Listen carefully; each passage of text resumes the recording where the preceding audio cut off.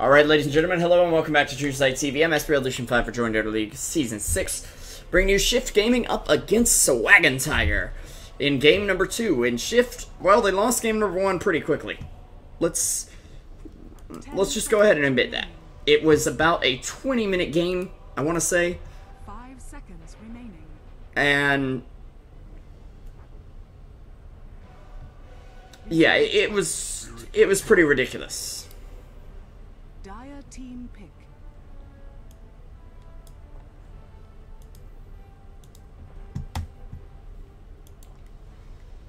Anyways, Io and Spirit Breaker picked up for Dragondrop, Lion picked up for Shift Gaming.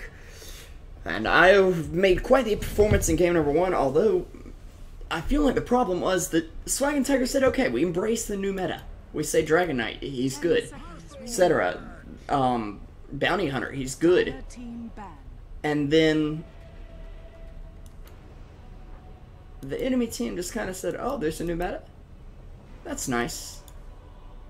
I guess we can listen to that.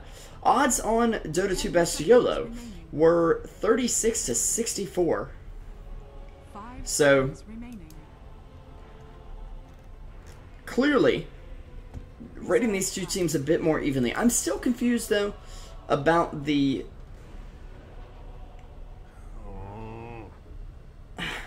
ward situation at the beginning of the game, where Radiant team buys wards, they don't show up.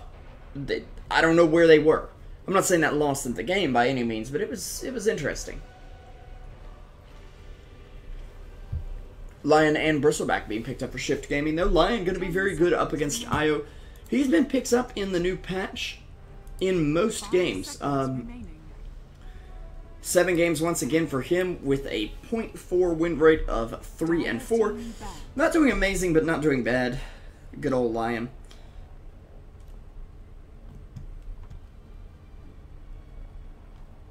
We actually see Witch Doctor being picked up by Dragondrop, so... Or banned out, excuse me. They're a little afraid of the cask bouncing between Wisp and his buddy, whoever that may be.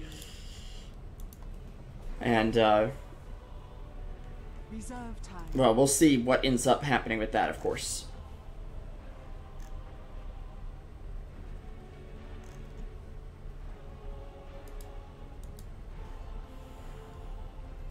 Juggernaut being banned out. I'm interested to see... I'm assuming we're going to run Spirit Breaker as a support. That's how he's been run 90% of the time. I want to say 100% of the time in competitive play, but I'm not 100% sure about that. But they will respect ban VSW's... Not VSW, Alamau's Slark, which was phenomenally good last game. 5 seconds remaining. Just absolutely spectacular. Reserve time. Dragon Knight. But it'll be Dragon Knight up for Dragondrop once again. The hero that dominated mid and went on to snowball and push like a madman in the middle of the game. I'm pretty excited to be seeing this hero again, though. I think he is very powerful. I wouldn't exactly say underrated because a lot of teams are picking him up. I just feel like the majority of people aren't seeing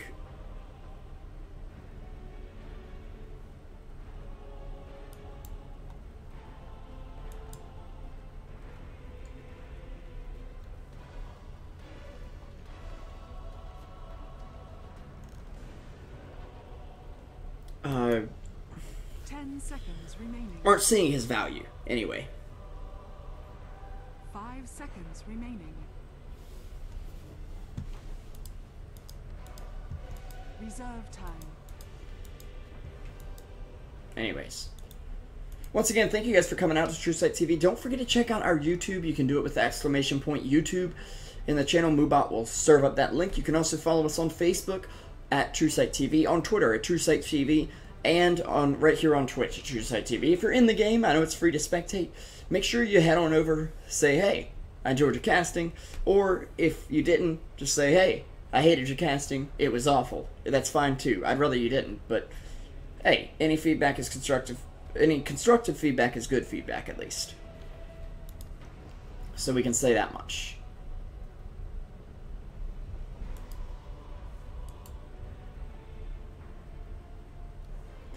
Now, Dazzle being picked up by Shift Gaming.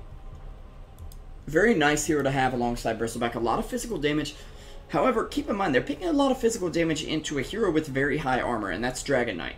Spirit Breaker IO, not so much at all. But Dragon Knight, definitely.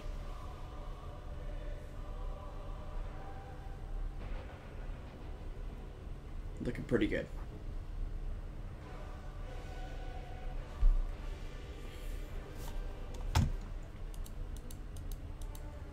Especially against such a physical damage focused strat. They could even pick up something like a Sven to get a little bit of extra armor out of it. But it'll be a Windrunner for them. A great hero to focus down squishy heroes, focus down tanky heroes as well. Her ult is just really good at what it does, and that is, say, I have a lot of damage, you have a lot of health, but I attack so much faster than you that it's not even funny. So that'll be the pickup for Swaggin' Tiger here. And they don't really have a great MKB carrier. Lion's Hex, I'm assuming, would remove the Windrun buff, since it's not a passive. However, I'm not 100% sure about that. Maybe Shift Gaming could look for something like some Silver Edge carrier, like the Slark was in the previous game. Could be very good against the Dragon Knight to remove his armor. Tide Hunter. But instead, they want to go full team fight and say, we're going to pick up a Tide Hunter. You want to reduce our right-click damage? Well, we'll reduce yours right back with the Tide. And Tide is going to be able to do that very well, indeed. 10 seconds remaining. The only difference is that Dragon Knight's damage reduction is 8 seconds long, whereas Tide's is only 6. So I think we could say that's a pretty big deal.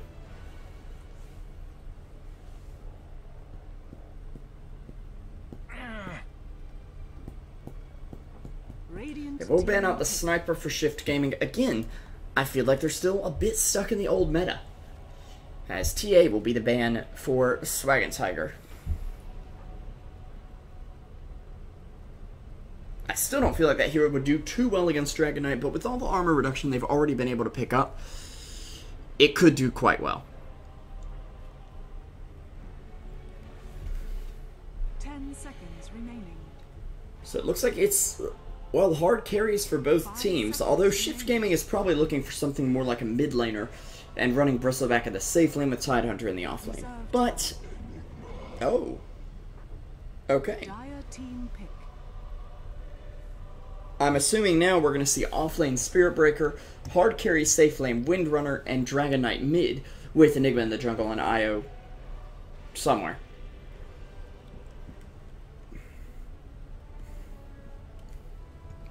But Swaggin' Tiger showing a lot of respect for the IO pick, and really used it well last game. I felt like Ned was playing it extremely well, and a team that can play IO well can really abuse the hero's strengths. They're going to do pretty well in terms of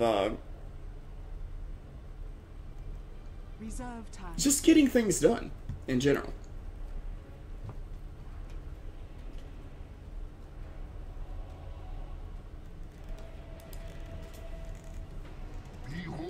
But it would be a Magnus for Shift Gaming, so really going all in on this teamfight strat, even up against an Enigma, which I think was a very smart pick for Swaggin' Tiger to grab right now. Allowing them to interrupt the teamfight of Shift Gaming. If that Enigma gets a quick BKB, things are going to get really ugly really quick. And of course, Enigma could be an excellent carrier of the new Guardian Greaves. And it looks like those lanes I predicted for your Swaggin' Tiger squad are pretty much going to be accurate.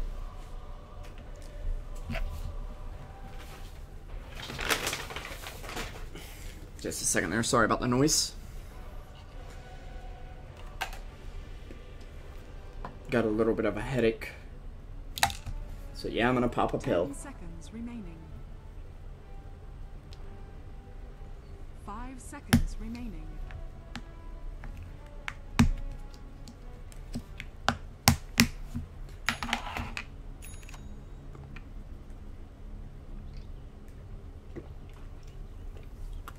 Alright kids, don't do drugs, and let's get into the game. And adults, you probably shouldn't do drugs too. I watched Breaking Bad, I know what can happen. Even though he wasn't doing drugs. But anyways, on to the game. We have Shift up against Swag, Shift being the underdogs. In your game number 1 with RHZ taking up the Tidehunter actually into the safe lane. It'll be an aggressive trial lane of RJ Matt on the Bristleback, the stand-in SGG on the Dazzle. Lion played by ROTZ, not to be confused with RTZ. And Magnus in the mid lane, played by Rises, who I don't believe was in our first game. No, he was. Never mind. I'm crazy here.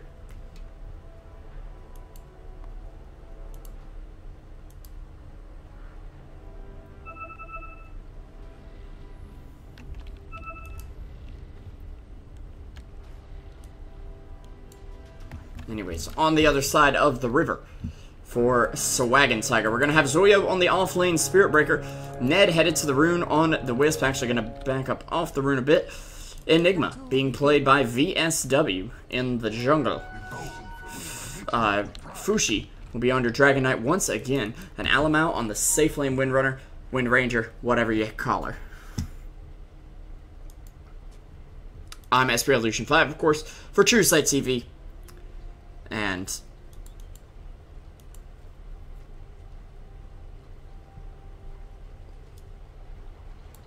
I'm happy to be bringing you this game, guys. Don't forget to check the chat for the links for the YouTube channel, where you can find all of our VODs to pretty much every cast that comes up on this channel. Also, guys, real quick shameless plug, we're going to be covering this Saturday Dota League, a tournament with mostly North American teams. That starts at 12 noon tomorrow, right here on Truesight TV. So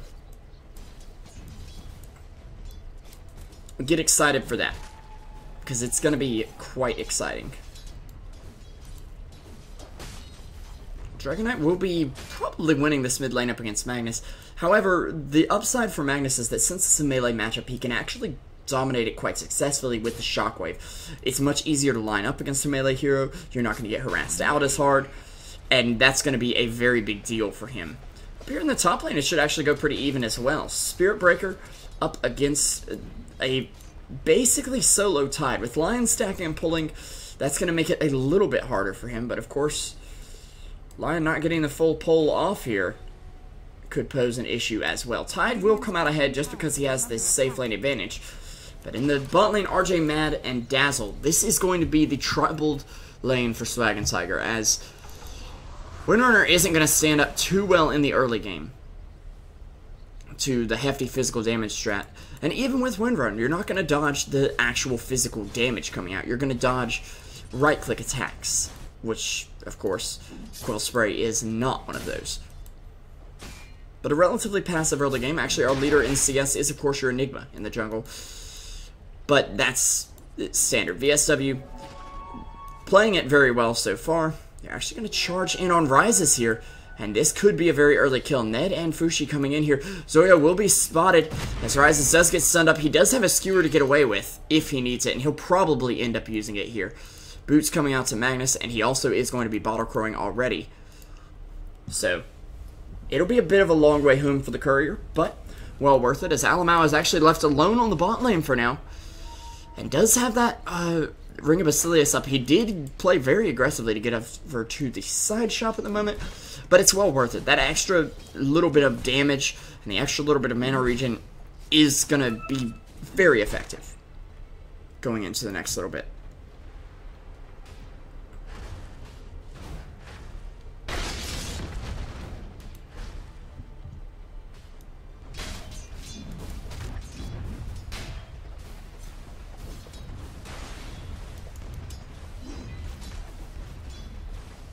While Tidehunter continuing to farm up top, they are not stacking Ancients for him, and that's partially because Bristleback is playing so far up that he's not able to do the kind of Quill Spray stack trick where you stand somewhere over here, like here, maybe. Yeah, right around there, and throw out your Quill Spray at 53, which has been able to be done since 6.83C, I want to say.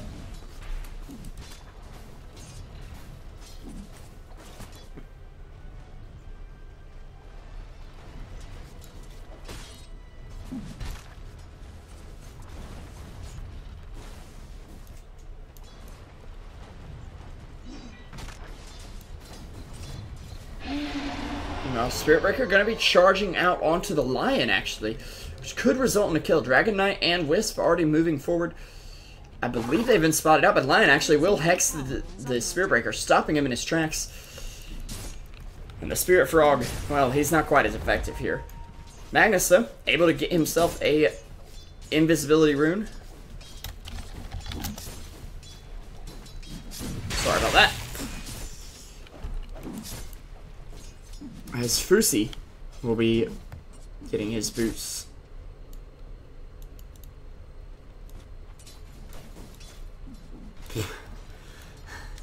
That's really awkward. Sorry about all of that. We're probably going to get criticized by admins for that, but it's my own fault. My bad.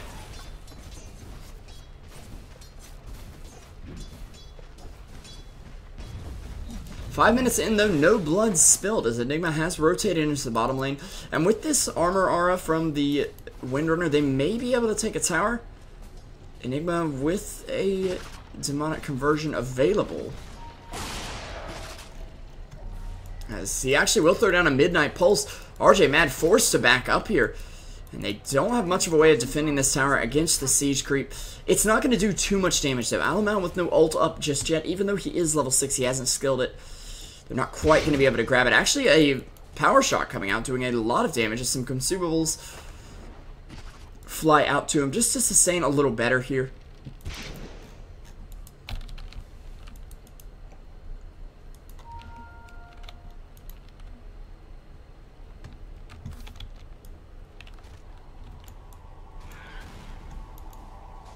Lion being hit by Zoyo for first blood up top, after all. And actually, RHZ does have a Ravage available, but I don't think he's going to use it on just Zoyo. He is sitting a whole level ahead of him, though, and doing very well for himself indeed. The Anchor Smash being very effective here. I'm kind of surprised that Zoyo hasn't picked up a Magic Stick, considering how much Tide is really spamming spells. He's even picked himself up a Basilius and Mana Boots to cover his spamming tendency here.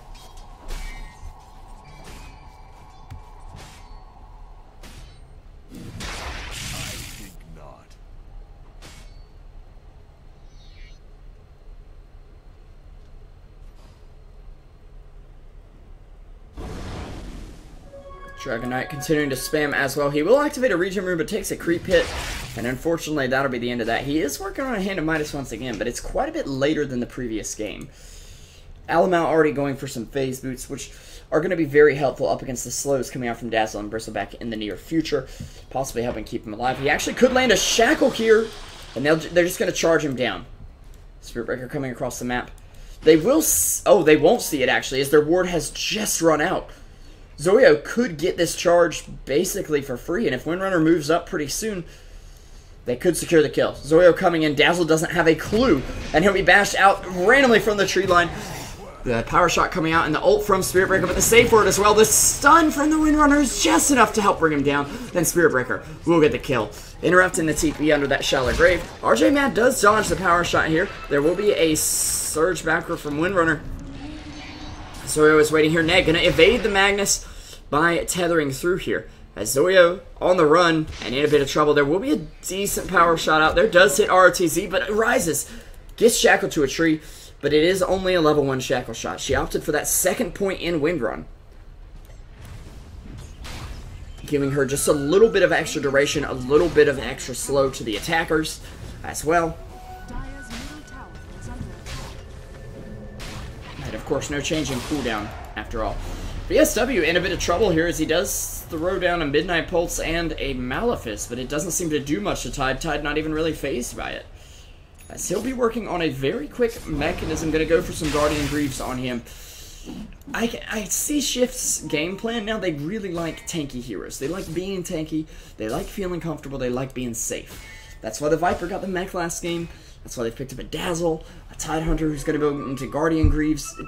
It's very clear that's their game plan. And against heroes like a Spirit Breaker, it's very hard to feel safe around the map. Against heroes like a Wisp, it's very hard to feel safe around the map as well.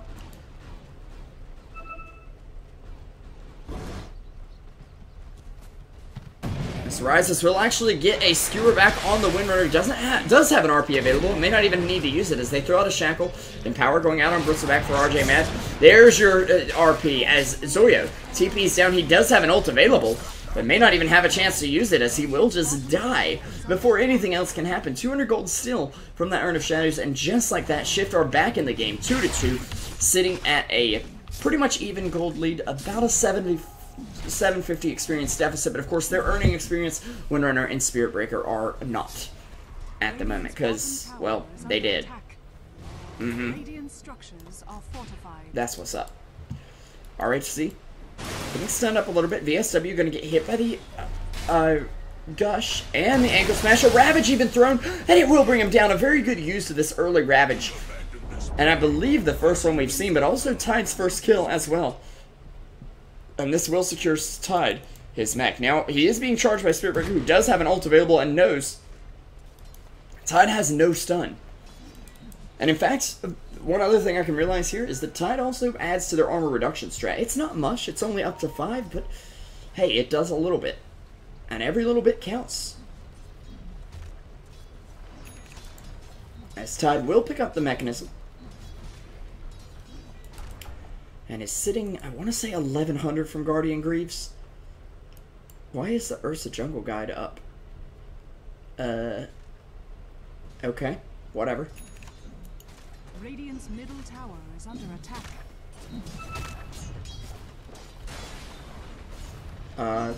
I'm looking for how much the recipe is. That's right. Yeah, about 1,000 gold to go on those, but that's going to be a very useful early item. The fact that Bristleback can live so long, that Dazzle can keep people alive for so long, and they get that bonus 15 armor and health regen at below 20% life, it's going to be a very useful thing, especially with these big ults like Enigma's Black Hole, which is thrown out on the mid lane. A beautiful Dragon Fire Breath thing thrown out from the Dragon Knight. But, unfortunately, RJ Mad will not fall here in Fushi. He's the fastest frog in the west right now and in the east, as RTZ is going to end up going down. The sole casualty so far of the fight, but RHC may have something else to say about that. He doesn't have a Ravage available, and a few more right clicks could do the job. However, an RP from Magnus out on 2 and a couple of Dolans. He'll take down one, tries to find Fushi, but can't quite, and Tidehunter ends up going down to the Spirit Breaker, who is dropping relatively low. However, the Malefice from Enigma helping out a lot here. The Lion TPing back into the fight, Bristleback as well. Looking for a kill here on VSW. They'll interrupt the TP, and they will be able to take him down. RJ Man walking away with that kill. So 5-4, shif7, or Shift, as I've been calling them. Very well. Actually, Magnus will find the Spirit Breaker. So a big overextension by Pain, committing a big ult and not getting enough out of it right now, as they will need a moment to either just pause to worry about lag or just celebrate, because that's quite a big victory for them as well.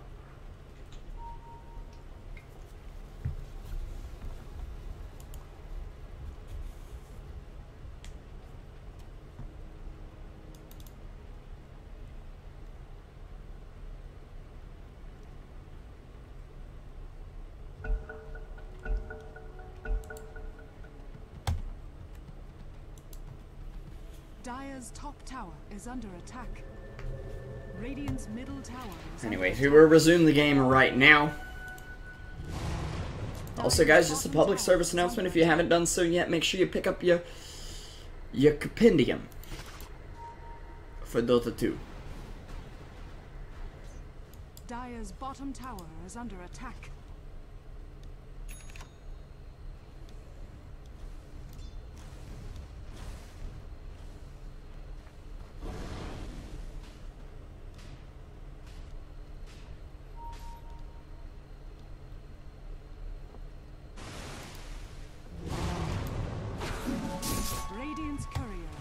killed. Meanwhile, Radiant's courier going down. Very valuable courier as well. As I believe that was Windrunner's point booster. Not 100% sure though. Shift looking to bring it back though, as they are slightly ahead now in terms of gold and XP. About 2 or 3k in terms of gold. What are you? Oh my god. Fusi. That has to be the most annoying sound I've ever heard.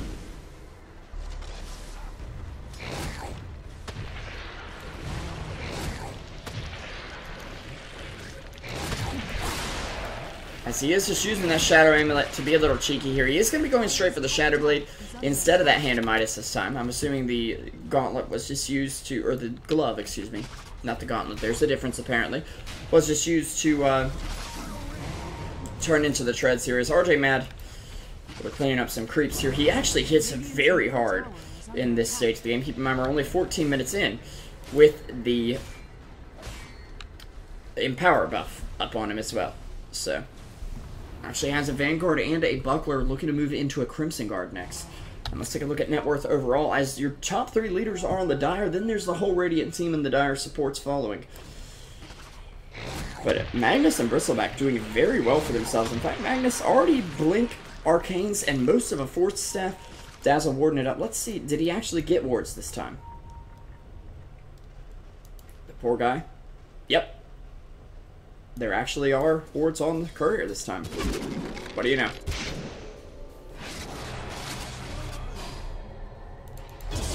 Oh, a beautiful black hole! Actually, out on 2, they did set this up with a Midnight Pulse. Now, Tide will come in, blow the Ravage. Ned gonna be on the run here, and actually, RJ Matt's gonna make it away with the kill.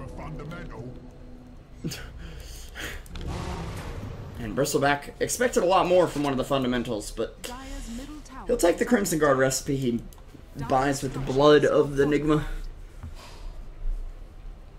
As Windrunner, I'm assuming is still working for the Slasher's Way build, the straight Ags, waiting on that courier to respawn to confirm that it is indeed hers. Dragon Knight, I'm assuming as well, is going for the Silver Edge, as actually Magnus will blink forward and try to steer her back, but won't be able to do it. Fusi on the run here as Ned will be doing that. He's really abusing the Shadow Amulet, and I've not seen much come out of it. It's actually, it will turn around and jump on ROTZ. There is an RP available, but they're not using it yet. Zoyo coming in, taking him down. And ROTZ will hit the deck. There's SSG getting jumped on by the Nether Strike. As RHC, again, caught without the Ravage, and he just kind of stands here like, what do we do now? There's the RP out on 2. They'll take him down, but a beautiful Shackle by the Windrunner. Can she make anything of it? Alamau, in a little bit of trouble, does have a level 1 ult to use, but do you really even need to use it here? As, yep, that is his point booster for the Axe, and Wisp will go down. Another beautiful Shackle, but what are you going to do through the Crimson Guard? This is the problem we're seeing with the Windrunner right now. She needs that Aghanim Scepter or something to line it up. Immortal Treasures in-game. Oh, I'm so excited. We'll have an opening party right after the game. Don't worry. Radiant structures are fortified.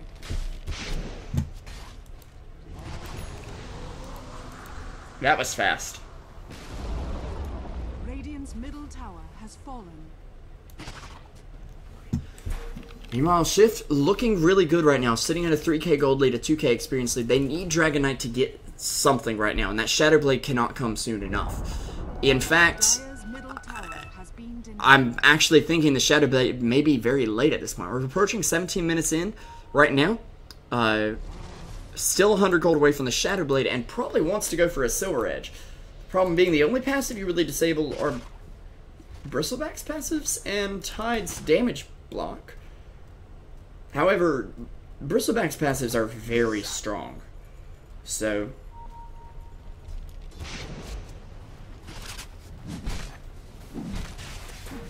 disabling them could be quite a big deal. RJ Matt actually taking down a whole creep wave there with the Empower buff. 50% on cleave and damage. Actually, not even maxing this hero. Zoyo does pick off Lion once again, but that seems to be the only hero they're really being efficient in picking off, as he'll just feed himself away in the meantime. they're losing what's basically a core hero here, who did end up building a Midas. I'm not sure how I missed that, but hey, it happens, man. It happens. Dragon Knight will be picking up that Shadow Blade right now, sitting only about 2,500 away from the silver edge. It's just an edge, but it's made of silver.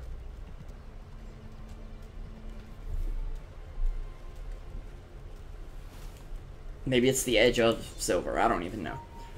Let's take a quick look at KDAs, and we'll see what I'm talking about here. You've got 4 kills on the 4 deaths on the Lion, 2 deaths on the Dazzle, and 1 death on the Tide Hunter. The hard farmers here, the Bristleback and the Magnus, they're not dying at all. And meanwhile on Swaggin' Tiger, you see Ned fall again. There's already been a death on Alamau, 1 death on the Dragon Knight, and 3 deaths on the Spirit Breaker.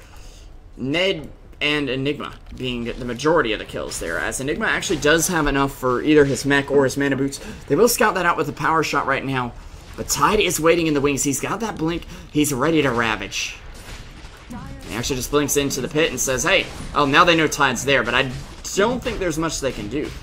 Their best option is what Fushi is doing right now, and that's going to be to split push. Also, he's sporting a couple different sets, actually. But his set looks very nice. And actually, that's a Desolator up for Bristleback at 20 minutes. And normally we don't see this item picked up on Bristleback or picked up at all. But it's going to be very effective if they're already reducing the armor that much. Why not reduce it just a little bit more?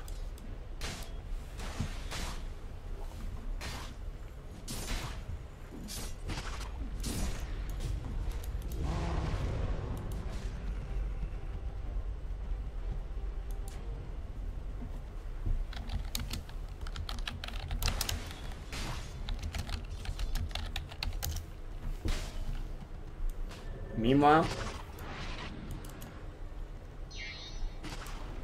let's see, VSW and Ned teaming up. Ned actually picked up a headdress. They may be looking to build into 2 mechs here, but VSW needs to get on the move. I bet he's wishing he had a Blink Dagger right about now, but he actually will be okay.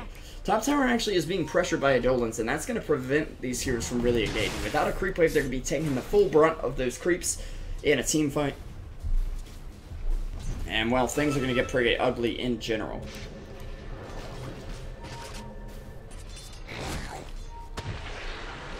Alamau going to be on the run from RJ Mad here. Does have that Scepter done at the 20-minute mark. Not exactly what you want to see, but it will still get the job done. You have to remember how strong Windrunner with an Ags is. So actually, Ned will be moving up here. They're pressuring around the map and ratting it out very nicely. So Swaggin' Tiger making a bit of an advantage. They actually will pop the region and the Shadow Blade, and Dragon Knight just waiting for Lion here. He will actually jump on him, stun him, and just throw out a few right clicks. Lion is just food for this team right now. And, well, he's not making too much progress, but Fusi going to be jumped on by the other damage reducer, Tide. The Reducer Hunter. That's his wrestling name, by the way.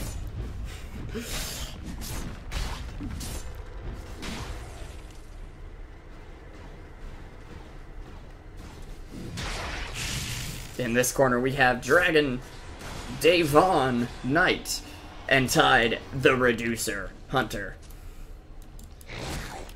He's in the other corner, by the way. But anyways, RJ Mad being charged up. Actually will be spotted out almost by Magnus there. It's a good thing he canceled that charge, or that would have been a beautiful setup for them to move into here.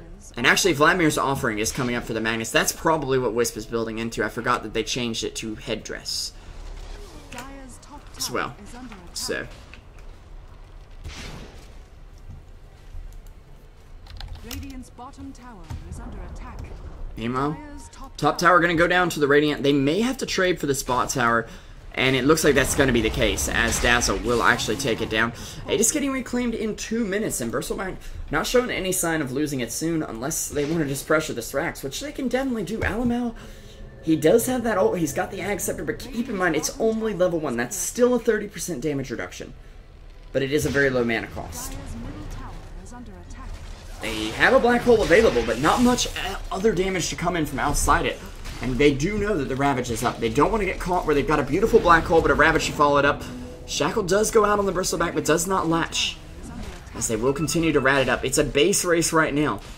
As Dragon Knight, he does have enough for that silver edge. He's going to pop the ult and really commit now as the glyph comes out for the Radiant. Dire, they do not have a glyph at the moment. And actually there's a charge coming in on RJ Mad, which could just pop that Aegis, which is still off cooldown. He will come in right now and actually cancel the charge, I believe. Yep.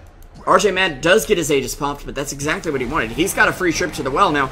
As they hit the Tide, Tide does have an opportunity to that, but the RP on the back lines is going to whiff. There's a beautiful shackle shot from Alamau. They may lose the tower, but they'll take down the Magnus with him. RJ Mad slowly losing his health here, as actually Winrunner can't help but hit him in the back. It's a 4-man Ravage, and 2 go down. Spirit Breaker and the Wisp dropping like flies. Wisp will buy back into the game. Meanwhile, the top range tracks gets destroyed as Fushi is continuing to pushy, if you can take that pun. Tidehunter moving forward. He is working on, I believe, a Lotus Orb here. As Fushi will get hexed up. They do take down a full Rax, though. So this trade ends up favoring Swag and Tiger. They get 2 ults out, at least. Black Hole was just used. Yeah. About 10 seconds ago, I completely missed it, and apparently it didn't result in a kill. But it was indeed used, as Tidehunter does have that Lotus Orb up. He's the Bubble Boy, that's right. The Moops. I'm sorry, it says Moops. If you don't get that reference, you need to watch more Seinfeld, but...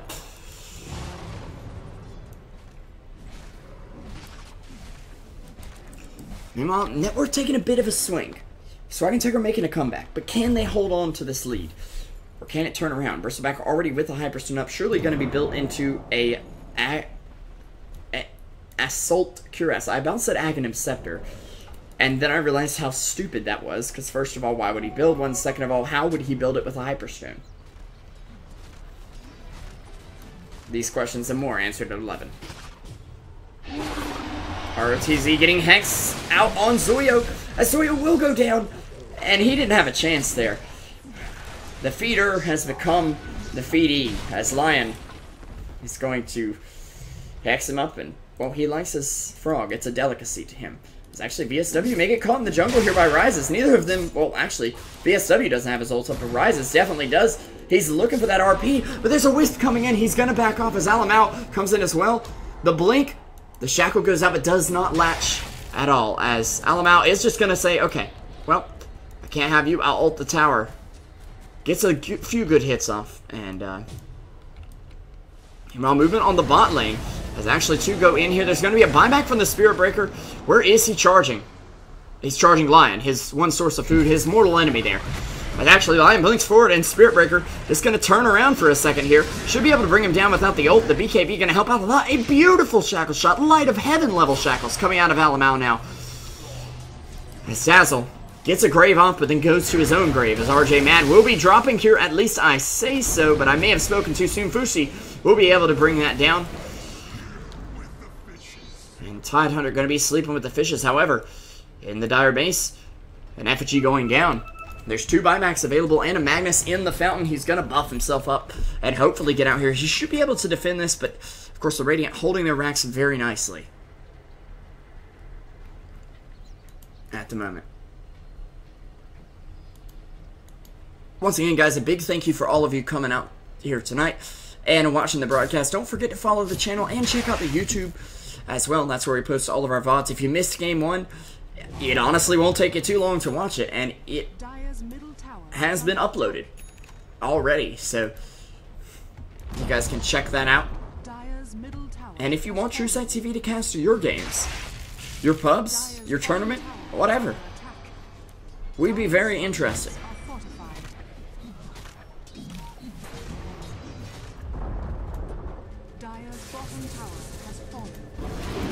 Alamau, meanwhile, getting a power shot off. Does have a Maelstrom now to actually deal a little more damage and a bit of magic damage as well. A Black Hole being used to shut down the Tidehunter. His ult isn't even up, as actually he will Lotus Orb up, and he's actually going to live for the moment. 100 HP left on him, and not enough to get in there, but SGG, he's going to be in some trouble. He will grave himself up. He's probably going to wait out this stun and try to TP away if he can. Lion won't keep him up here. Dragon Knight, actually, with the damage over time, will take him down. I'm assuming that's what that was, at least. As Dragon Knight is working on his own BKB. There's a buyback from the Bristleback, and actually Spirit Breaker just says, come at me, bro. Let's fight. You want a tango? Let's dance. He charges straight for him, but ends up canceling it. He's decided, you know what, his hips aren't feeling so great today. Let's not dance so much. Maybe later, buddy.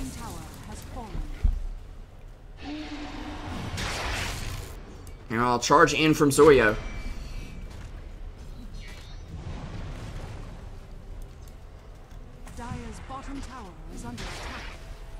Who is sitting on 2,600 gold, might I add. Windrunner actually going for the Mjolnir here. Probably just to shield up against this hefty amount of damage coming out. But RJ mad. Well, he may not be too happy with this one. In fact, he may be quite mad as he'll get nether struck from across. They don't connect with the dragon breath, the fire thing, but it's not going to be enough. And the dirty farter does bring him down. Apparently, Windrunner has some dirty farts. That's her private life. I'm sorry for bringing that to light, but Bristleback's the one who opened the can, okay? I'm just here to report. Salamau will pop the ulti on the tower, hoping to bring it down. And Swag and Tiger look to close out this game with the 2-0. The Radin Knight, if you will. Helping him out a lot. As Salamau, I believe this is the... Yep, it's the Mjolnir recipe. Already coming out. The Hammer of Thor. Apparently to be lifted by Windrunner. By the way, if you haven't seen the new Avengers movie, it's pretty great. I saw it last night. It's still on my mind. It's actually a charge comes in from the Spirit Breaker. RHC just stunned, and he says, where did everybody go? Well, he's got a Ravage. Can he get it off on 3, on 4, on any? He actually goes down and doesn't have a buyback. Unfortunately, that Ravage will not be seen this game. As Zorio takes another down. And Bristleback comes up in 10 seconds. Do they have a grave? Can they get it off? They will. It looks like, but can Dazzle even make it into the fountain in time? As Bristleback will disconnect from the game, GG will be called.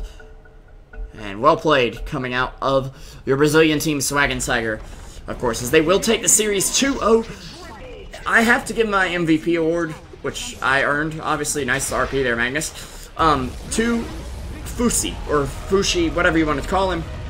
He really played outstandingly in both games.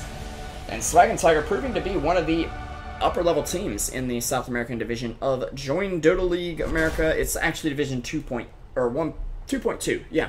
But it's basically the South American division. They lumped all the South American teams together, and it makes it a lot more fair in terms of ping. Of course, guys, if you enjoyed the cast, make sure you hit the like button. Well, if you're on YouTube, do hit the like button. If you're on Twitch, you're probably looking for a like button right now, and you're like, there is not one. Well, there's a follow button for that. And you can find out when we're casting more. Again, we are going to be casting tomorrow afternoon, starting at noon Eastern Time. That is 14.5 hours from when these words leave my mouth. And it'll be the Saturday Dota Cup? Is that what it's called? Saturday Dota League, excuse me. And I'm going to go open some Immortal Treasures, so I'll see you guys later. I'm SPRevolution5. Don't forget to follow me at SPRevolution5 on Twitch and Twitter. SPRevolution5 Dota on Facebook. Truesight TV, of course, is at Truesight TV on Facebook, Twitter, and Twitch. Really appreciate the support, guys, and I hope you have a good night.